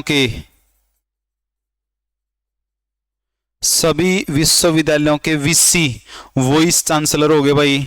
ठीक है, और इस प्रकार से सारे राज्यपाल के समक्ष अपने पद की क्या लेते हैं भाई, शपथ लेते हैं। और इसके साथ बेटा अपनी कौन सी अनुसूची पूरी हुई है भाई, तीसरी अनुसूची पूरी हुई है। तो बढ़िया लगी तो कमेंट में यस लिख दो भाई फटाफट से। अब आगे चलाएंगे यहाँ पे। अब आ जाओ चौथी अनुसूची पे भाई। बोलोगे जी जब मजा सा आ रहा है, क्लास ने स्किप ना करियो, क्वेश्चन नहीं गलत होने दूंगा भाई। चौथी अनुसूची, चौथी अनुसूची जिसना आप एक गैस कहा 4th शेड्यूल भाई, जिसने आप एक नाम देश कहा बेटा, कौन सा देश कहा, 4th शेड्यूल। ठीक है, तो चौथी अनुसूची में किसका वर्णन है, ब्रीफ में लिख देंगे यहां पर राज्यसभा की सीटों के बंटवारे का,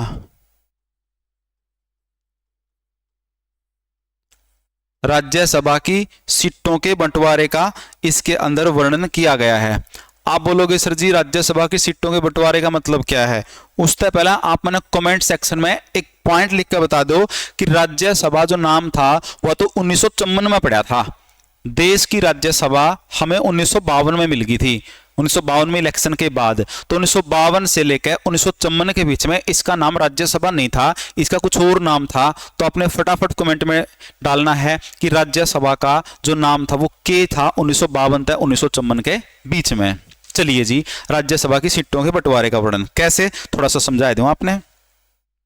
देखिए जो राज्यसभा बेटा, उसकी जो कुल सीटें हैं वो दो प्रकार की भाई। एक तो अधिकतम सीट और एक वर्तमान की सीट। अधिकतम सीट हो सकते हैं 250, वर्तमान सीट कितनी है 245। ठीक है, बाकी बात अलग अलग है कि इसमें से 245 में से 12 निर्वाचित होते हैं और जो 12 मनोनीत होते हैं जो राष्ट्रपति द्वारा होते हैं, जो कला, खेल, विज्ञान, पत्रकारिता, समाज सेवा आदि क्षेत्रों के होते हैं। और इसमें से हम कह सकते हैं कि 233 जिनका इलेक्शन होता है हर एक 2 साल के अंतराल के बाद। ठीक है, वो बात अलग है, उसको हम लोग बाद में पढ़ेंगे भाई। ठीक है, 1 मिनट रुक जाओ, कॉल आ गई।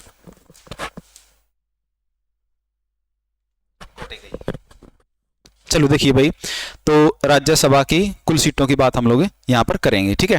तो इनमें से अधिकतम सीटें बेटा, अधिकतम सीटें ऐसे बता रखी है भाई, किस राज्य में कितनी सीट हैं। तो अधिकतम जो सीटें हैं बेटा वो उत्तर प्रदेश में हैं, जिनकी संख्या 31 है।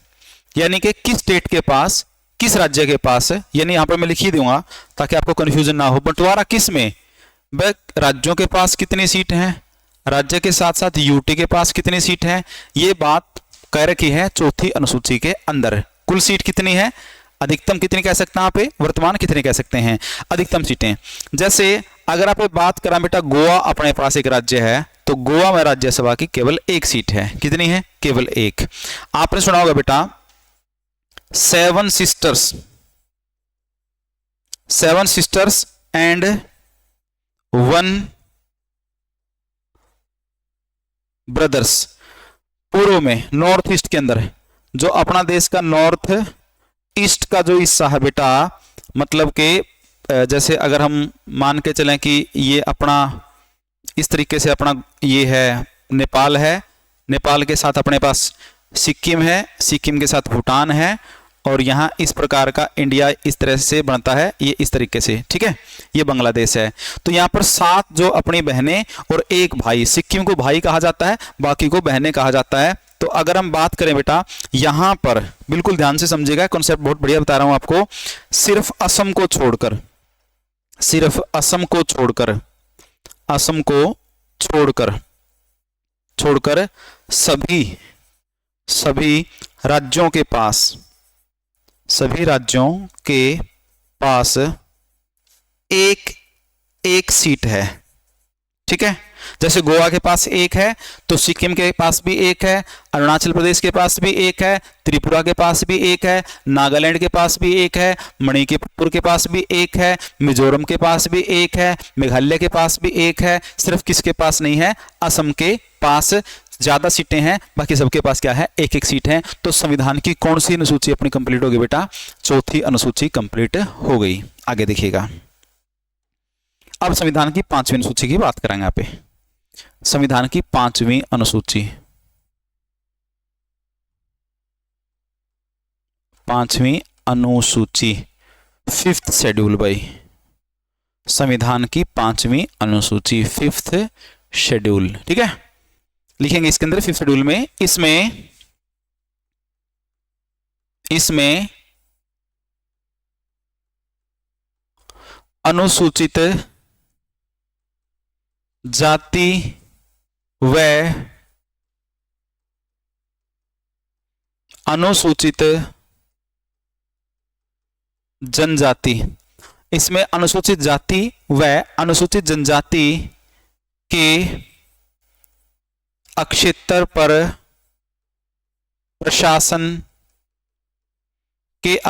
प्रशासन और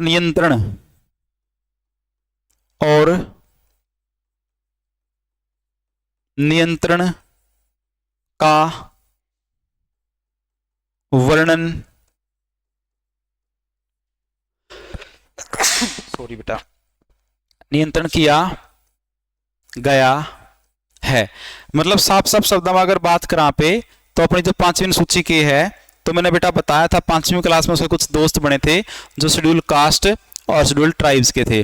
दोनों में थोड़ा सा बेसिक बुनियादी अंतर क्या है शेड्यूल कास्ट और शेड्यूल ट्राइब्स में, ध्यान से सुनेंगे। कुछ लोग ऐसे होते हैं जो अपने समाज का ही एक अभिन्न अंग हैं, जिसमें मैं कुछ जाति विशेष का नाम ले रहा हूं बेटा। मैं फिर आपको स्पष्ट कर देता हूं, मैं कास्टिज्म का बहुत कट्टर विरोधी हूं। मैं कभी भी कास्टिज्म में बिलीव नहीं करता, लेकिन पॉलिटिकल साइंस पढ़ाते वक्त कभी आपको लगेगा कि सर इस जाति के फेवर में आगे, कभी लगेगा इस जाति के फेवर में। मैं न्यूट्रल मतलब कि तटस्थ होकर पढ़ाने वाला एक टीचर हूं, ठीक है। मैं जब भी पढ़ाता हूं तो मैं अपनी क्लास में आर्टिकल 15 को फॉलो करता हूं। धर्म, जाति, लिंग, वंश, जन्म स्थान के आधार पर भेदभाव कभी भी नहीं करता। मेरे लिए सब कुछ बराबर है। जो बच्चा मेरी क्लास में होता है ऑनलाइन, जो होता है ऑफलाइन, वो मेरा केवल एक विद्यार्थी होता है। इससे ज्यादा मैं उस बच्चे की किसी बैकग्राउंड में कभी भी नहीं जाता, ठीक है। तो अनुसूचित जाति क्या होती है, हमारे समाज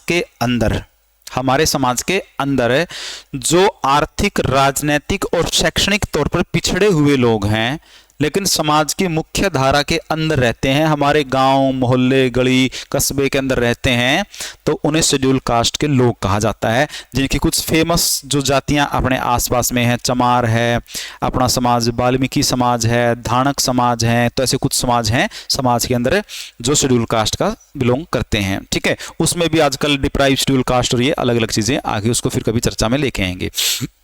अच्छा, जो इस समाज की मुख्य धारा से अलग, मुख्य धारा मतलब जो गांव है मुख्य धारा होगी, शहर है कॉलोनी है कस्बा है उसे मुख्य होगी, इससे अलग जैसे जंगल आदि के अंदर, तो समाज की मुख्य धारा से अलग है, अपने परंपरागत ट्रेडिशनल जीवन जीने में जो व्यस्त हैं, तो उन्हें ट्राइब्स बोलते हैं। उनका पहनावा देख के, उनका खान पान देख के, पूजा पाठ की पद्धति देख के आपको डिफरेंस समझ में आ जाएगा कि ट्राइब्स हैं और ये कास्ट हैं। लेकिन ये भी पिछड़े हुए हैं आर्थिक सामाजिक राजनीतिक तौर पर, वो भी पिछड़े हुए हैं आर्थिक सामाजिक और राजनीतिक तौर पर। तो इनके अक्षेत्र के प्रशासन और नियंत्रण का जो वर्णन है वो संविधान की 5वीं शेड्यूल के अंदर किया गया है। बड़ा ही इंपॉर्टेंट पॉइंट है बेटा आपका। ठीक है, तो फटाफट से छठी लिख लेते हैं।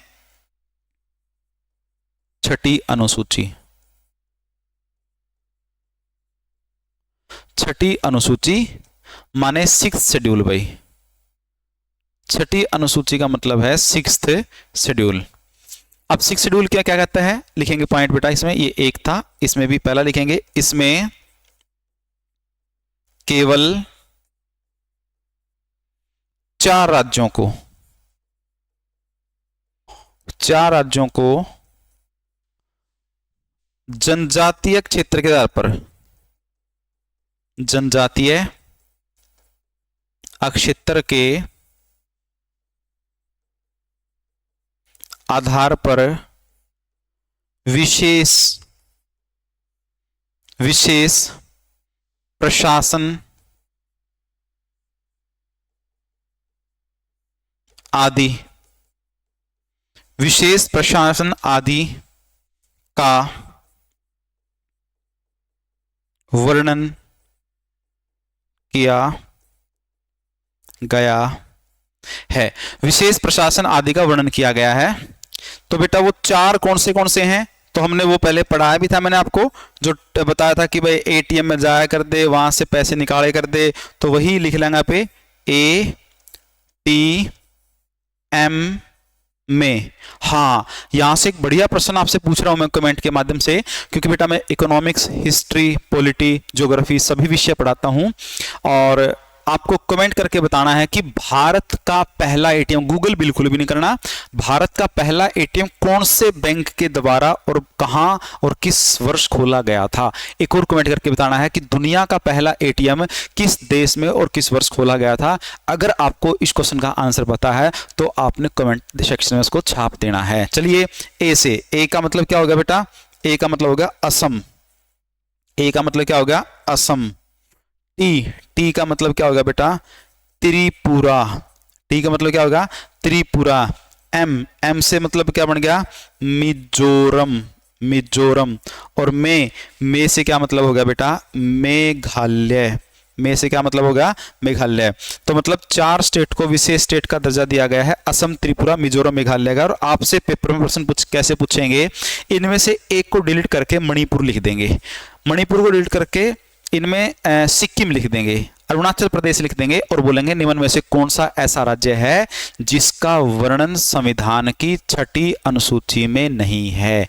तो आपको छठी अनुसूची अच्छे से समझ में आ गई होगी। अब 7वीं अनुसूची की तरफ चलते हैं भाई। संविधान की 7वीं अनुसूची, संविधान की 7वीं अनुसूची, 7th शेड्यूल भाई। संविधान की 7वीं अनुसूची माने 7th शेड्यूल, बड़ी ही इंपॉर्टेंट है और पेपर में बहुत बार बहुत फ्रेंकली इससे प्रश्न पूछे जाते हैं 7वीं अनुसूची से संबंधित। ठीक है, इसको समझेंगे कैसे, एक एग्जांपल से समझेंगे, 7वीं अनुसूची समझ में आ जाएगी। मान लो अपने 2 भाई हैं, रियल ब्रदर हैं, दोनों की हमने शादी कर दी। शादी में एक की वाइफ जो है वो रोहतक जिले से है और एक की वाइफ जो है कुरुक्षेत्र जिले से है। दोनों की विचारधारा, दोनों का खान पान में भी बहुत अंतराजे है, बोली में भी काफी अंतराजे है। और अपना घर ऐसा है, ज्वाइंट फैमिली है जिसमें खेती भी करा, हाँ जिसमें अच्छा संसाधन भी अपने पास है। तो दोनों की जो बैकग्राउंड थी वो अलग अलग थी। मान लो जो कुरुक्षेत्र वाले का जो फैमिली बैकग्राउंड बैकग्राउंड थी वो थोड़ी बेहतर थी आर्थिक तौर पर, और रोहतक वाली आर्थिक तौर पर थोड़ी सी कम थी। तो उनके बीच में कंट्रोवर्सी क्रिएट होगी। कंट्रोवर्सी कैसे क्रिएट होगी भाई? भाई एक तो बोल रहे कि मैं खेत का काम ना करूं, दूसरी बोल रहे कि मैं घर का काम सारा मैं क्यों करूं, तीसरी बोला कि भाई, एक और पहले वाली बोली कि भाई मैं सौ काम क्यों करूं। तो अपनी मदर होगी कंफ्यूज, भाई आपस में लड़ाई हो रही है। तो लड़ाई को खत्म करने के लिए अपनी मदर ने डिसाइड करा कि इन दोनों के काम लिख के दे दूं पर्ची के ऊपर में, ला भाई तेरे काम ये हैं और तेरे काम ये हैं, तेरा झगड़ा खत्म। चाहे एक को बोले तेना खेत में काम करना है, घर पे चाहे आग लग जाए तेरे को कोई फर्क नहीं पड़ेगा। एक को बोला कि तेना घर पे काम करना, खेत में चाहे कुछ भी पड़ा रहो तेरे को कोई मतलब नहीं है। तो काम बट गए, विवाद क्या हो गया उनका, खत्म हो गया। तो आइए इसको शुरुआत करेंगे कैसे। जो भारत है ना, भारत के अंदर संघीय सरकार है बेटा। भारत के अंदर क्या है? संघीय सरकार है, इनके फेडरल गवर्नमेंट है। और जो फेडरल गवर्नमेंट है उसमें दो प्रकार की सरकारें बनाई जाती हैं। हालांकि अपने पास स्थानीय स्वशासन भी है, लोकल सेल्फ गवर्नमेंट भी है, तो तीसरी और हम कह सकते हैं, लेकिन संघीय सरकार में बेसिकली दो ही पढ़ेंगे हम। एक तो हमारे पास होगी कौन सी बेटा? संघ सरकार कह सकते हैं या केंद्र सरकार कह सकते हैं। दूसरी हमारे पास कौन सी हो सकती है? राज्य सरकार कह सकते हैं, राज्य सरकार। क्लियर है जी? बिल्कुल क्लियर है। तो एक बात ध्यान से समझिएगा, केंद्र में आज के समय संघ सरकार के अंदर बात करेंगे बेटा। आज के समय किस पार्टी की सरकार है? बीजेपी की। तो अपने पास 28 तो स्टेट बच गए और अपने पास 3 ऐसे यूटी हैं जिसमें सरकार बन सकती है, दिल्ली, पांडिचेरी, जम्मू और कश्मीर, जिनमें इंडिविजुअल सरकार बन सकती हैं। चलिए, तो 3 ये हो गए अपने पास, 28 और 3 ये। क्या तीनों के सभी के अंदर जो है बीजेपी है? नहीं है। आप कहोगे जी वेस्ट बंगाल है, ममता बनर्जी की सरकार है। आप कहोगे जी पंजाब है, आम आदमी पार्टी की सरकार है। आप कहोगे जी हिमाचल प्रदेश है। आप कहोगे जी इसकी कांग्रेस पार्टी की सरकार है। तो इसका मतलब है कि सेंटर में किसी और गवर्नमेंट की सरकार होगी, स्टेट में किसी और गवर्नमेंट की सरकार होगी। तो आपस में दोनों के बीच में डिस्प्यूट होने की संभावना या पॉसिबिलिटी ज्यादा हो जाएगी। उसी डिस्प्यूट को खत्म करने के लिए, यानी कि यहां पर क्या हो सकता है? विवाद हो सकता है। और इसी विवाद को खत्म करने के लिए संविधान की कौन सी अनुसूची जोड़ी गई है बेटा? संविधान की 7वीं अनुसूची को जोड़ा गया है। क्लियर है? तो बोलो जी क्या है इसके अंदर? तो मैंने पहले भी बताया था, शक्तियों का विभाजन। क्या कहूंगा बेटा इसको? शक्तियों का विभाजन। शक्तियों का विभाजन यानी कि divisions of distributions of power.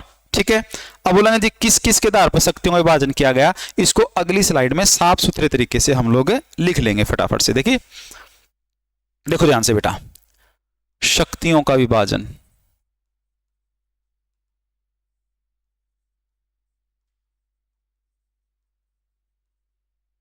Divisions of powers बोलेंगे जी कैसे, किसके बेस पे? तो सबसे पहले तो शक्तियों का विभाजन पढ़ेंगे हम लोग संघ सूची। संघ सूची जिसको हम लोग यूनियन लिस्ट कह सकते हैं। संघ सूची माने के यूनियन लिस्ट। भाई सबसे पहला काम हम कह सकते हैं क्या है ये? संघ सूची मतलब के यूनियन लिस्ट। ठीक है, अब लोग इसे जी नंबर 2 पे बता दो, राज्य सूची। भाई राज्य सूची, राज्य सूची के साथ साथ आप बोलोगे जी तीसरा भी और बता दो। तीसरे नंबर पे हम लोग पढ़ेंगे क्या? समवर्ती सूची। समवर्ती सूची, संघ सूची, राज्य सूची और तीसरा नंबर पे अपने कौन सी आ गई भाई? समवर्ती सूची। यूनियन लिस्ट, स्टेट लिस्ट और हम लोग कह सकते हैं कौन सी? Concrete list. भाई कॉन्क्रीट लिस्ट भी कह सकते हैं उसको, समवर्ती सूची भी कह सकते हैं, संघ सूची भी कह सकते हैं और राज्य सूची भी हम इसमें एक अलग से बोल सकते हैं। क्लियर है? अपने पास 3 होगी, तो तीनों में क्या क्या खास बात है वो लिख देंगे फटाफट। अच्छा, इसके अंदर बेटा कुछ विषय होते हैं। इसके अंदर क्या हो सकते हैं? कुछ विषय। विषय का मतलब सब्जेक्ट्स। सब्जेक्ट का मतलब है जो काम जो केंद्र को और उसको करने हैं। तो शुरुआत में जब देश संविधान लागू हुआ था तो 1950 में लागू हुआ था। ठीक है, अब जो है अपने पास 2025 है, तो उस समय इसमें 97 विषय थे। आज बढ़ा के हमने कितने कर दिए हैं? 100 विषय कर दिए हैं। जो राज्य सूची बेटा, राज्य सूची अगर आपसे पूछने के भाई इसके तो विषय बता दो सर, तो इसके विषय भी इसी प्रकार से पढ़ाऊंगा यहाँ पे 1950 और 2025। पहले इसमें 66 विषय थे और अब इसके अंदर कितने हैं? 61 विषय हैं। यहां से एक बढ़िया प्रश्न पता क्या बन गया? बढ़िया प्रश्न बन गया कि भारत वैसे तो संघीय ढांचा है, ठीक है, वैसे तो हमारे यहां पर केंद्र और राज्य 2 सरकारें हैं, लेकिन आप यहां ध्यान से देखोगे तो भारत संघ की तरफ झुक रहा है। मतलब ज्यादा शक्तियां, ज्यादा ताकतें, ज्यादा पावर, ज्यादा हम संप्रभुता या सोवरेनिटी हम कह सकते हैं, वो किसको दी गई है? संघ को। इसके 97 से 100 कर दिए, मतलब जितनी ताकत थी पहले उससे भी बढ़ा दी। इनके पास जितनी ताकत थी पहले 66 विषयों की, वो और घटा दी और कम कर दी। मतलब हम संघ की तरफ झुकाव रखते हैं। वैसे तो हम अलग अलग चीजें हैं, लेकिन संघ की तरफ हमारा झुकाव क्या है? वो ज्यादा है। समवर्ती सूची क्या कहती है बेटा? देखो, आपसे पूछ लेंगे कि समवर्ती सूची के विषय बता दो, तो हम लोग कह सकते हैं कि समवर्ती सूची में कि 1950 के अंदर इसमें 47 विषय थे और 2000 आज 25 है। विषयों की संख्या बढ़ के हो चुकी कितनी है? 52। इसका मतलब है कि विषय बढ़ रहे हैं। फिर एक बढ़िया प्रश्न यहां से बनेगा, क्या बनेगा कि भाई जो ये विषय घट और बढ़ रहे हैं, तो जी ठीक है, तो ये घट और जो बढ़ रहे विषय ना, ये कौन घटा रहा है और कौन बढ़ा रहा है? फटाफट से बताओ सर, सुनो ध्यान से। इन विषयों को कम या अधिक करने का जो अधिकार है, कहां लिखें? यहां पर लिख लेंगे। इन विषयों को कम या अधिक करने का जो अधिकार है वो देश की संसद के पास है, और देश की संसद में सबसे पहला बिल वो कहां पे आ सकता है? राज्यसभा में, न कि लोकसभा में। One of the most important question. और आप अब कमेंट करके आपकी तैयारी जांचूंगा मैं कि आपने कितना पढ़ा है पॉलिटिकल साइंस। आपने यहां से एक प्रश्न बताना कमेंट के माध्यम से कि जो राज्यसभा है, राज्यसभा कौन से अनुच्छेद का प्रयोग करके, ध्यान से सुना क्वेश्चन, राज्यसभा संविधान के कौन से अनुच्छेद का प्रयोग करके संघ सूची की शक्तियों को बढ़ा सकती है या राज्य सूची के किसी विषय को राष्ट्रीय महत्व देकर उसे संघ सूची में डाल सकती है? बात दोबारा समझो कि जो राज्यसभा है वो संविधान के किस अनुच्छेद का प्रयोग करके राज्य सूची के किसी विषय को राष्ट्रीय महत्व देकर संघ सूची में शामिल कर सकती है? आपने कमेंट के माध्यम से आंसर देना है वो आर्टिकल का नाम। क्लियर है बेटा? अब आगे देखोगे बिल्कुल ध्यानपूर्वक। संघ सूची यहां पे होगी अपनी। इसमें बोलोगे जी एक विषय बता दो जी फटाफट से, कौन से हैं? जैसे बेटा रेलवे हो गया, जैसे कि रेलवे हो गया, यानी कि रेल केंद्र सरकार के कंट्रोल में है। जैसे कि बेटा बैंक हो गए भाई, बैंक। जैसे कि बेटा डाक हो गई भाई, डाक। जैसे कि बेटा रक्षा होगी भाई, रक्षा, डिफेंस सेक्टर। जैसे भाई प्रतिरक्षा होगी भाई, प्रतिरक्षा भाई। जैसे भाई विदेश नीति होगी जी, विदेश नीति, फॉरेन पॉलिसी भाई, विदेश नीति। जैसे परमाणु कार्यक्रम हो गया भाई, परमाणु कार्यक्रम हो गया भाई, आदि। आंतरिक सुरक्षा भी इसमें बहुत सारे मुद्दे, उसका मतलब 100 हैं इसमें, तो मैंने कुछ ही लिखवाए हैं ताकि आपको समझ में आ जाए इसमें क्या क्या है। राज्य सूची में कहोगे जैसे जी कृषि हो सकता है जी, कृषि, कृषि। सिंचाई हो सकता है जी, सिंचाई, सिंचाई। तीसरा नंबर पे बात करांगे बिजली हो सकता है जी, बिजली, बिजली। चौथा नंबर पे बात करांगे पुलिस हो सकता है जी, पुलिस। पांचवा नंबर पे बात करांगे पुलिस के साथ स्वास्थ्य हो सकता है जी, स्वास्थ्य, स्वास्थ्य। छठा नंबर पर बात करेंगे पेंशन हो सकता है जी, पेंशन। जैसे अपना विधवा पेंशन, बुढ़ापा पेंशन, ऐसे कई प्रकार की पेंशन है। हरियाणा में कुछ और है, पंजाब में कुछ और है, वो अलग अलग हो सकती हैं, ठीक है। अच्छा, समवर्ती सूची में जैसे बेटा शिक्षा हो सकता है, शिक्षा हो सकता है। जैसे वन, वन्य जीव हो सकते हैं, वन्य जीव, ठीक है। सारे अभ्यारण्य वगैरह सब कुछ हो सकता है। तीसरा मापतोल हो सकता है जी, मापतोल, मापतोल की विधि भी नियम है। नंबर 4 जैसे विवाह, विवाह और विवाह के साथ साथ तलाक, तलाक, इनके संबंधित जो नियम होते हैं वो सारे इसके अंतर्गत ही आते हैं समवर्ती सूची के अंदर। ऐसे 52 विषय हैं जिनको मैंने कुछ एग्जाम्पल के साथ समझाया है और आपको 7वीं अनुसूची समझ में आ गई होगी बहुत अच्छे तरीके से। Very good. क्लियर है बेटा। अब 8वीं अनुसूची की तरफ चलाएंगे। 8वीं अनुसूची बढ़िया मजेदार, ठीक है, लंबी क्लास हो चुकी काफी। देखिए बेटा 8वीं अनुसूची,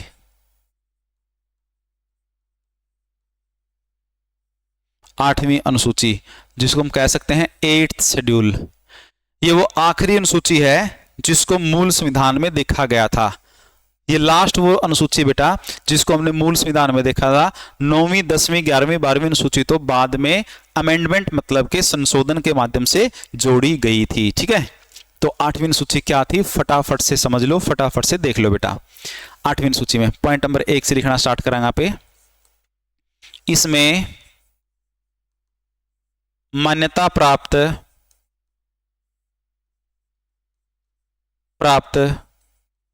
सभी, इसमें मान्यता प्राप्त सभी भाषाओं को शामिल किया गया है।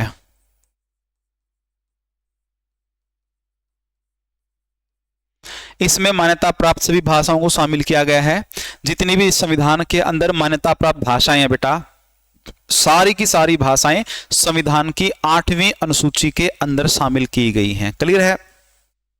बोलोगे जी थोड़ा और एक्सप्लेन करो, थोड़ी बात कम रहेगी इसमें। चलिए दूसरा,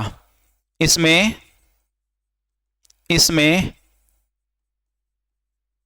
आरंभ में 14 भाषाएं थी जो वर्तमान में 22 हैं। बोलोगे जी बढ़िया है, 14 थी 22 होगी, और थोड़ा बताओ। इसमें अंग्रेजी भाषा को शामिल नहीं किया गया है।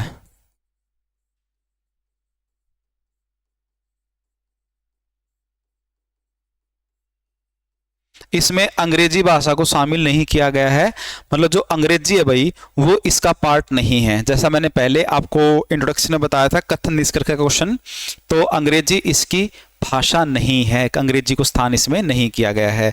आप बोलोगे जी सर जी एक बार भाषा बता दो जी कौन सी है इसके अंदर, तो मैं फटाफट से आप लोगों ने एक बार भाषा दिखा देता हूं भाई, कौन सी भाषा इसके अंदर है, किस प्रकार की वो है।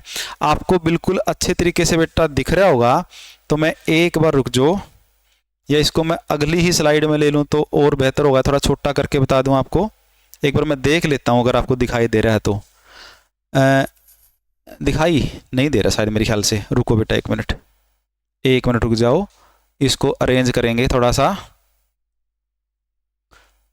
इसको अरेंज करेंगे, 1 मिनट रुक जाओ बेटा। और मान्यता प्राप्त भाषा इसमें ही डाल देंगे यहाँ पे, ताकि एक के स्लाइड में ढंग से अपना ना दिख जाए, ठीक है। देखो ध्यान से, डिटेल में पढ़ाएंगे बेटा, टेंशन नहीं लेनी बिल्कुल भी। ए इस तरफ आ जाए भाई, तो अपनी मान्यता प्राप्त भाषा यहां पे आ जाए भाई। देखना बेटा ध्यान से, अब आपको अच्छे तरीके से दिखाई दे जाएगी भाई ये, ठीक है। देखो ध्यान से, अब आपको बिल्कुल क्लियरली दिखाई दे जाएगी। कैसे दिखाई दे जाओगी? देखो कह रहे कि भारतीय संविधान की 8वीं अनुसूची में 22 भाषाओं को राजभाषा के रूप में मान्यता दी गई है। राज्य की कौन सी भाषाएं हैं बेटा?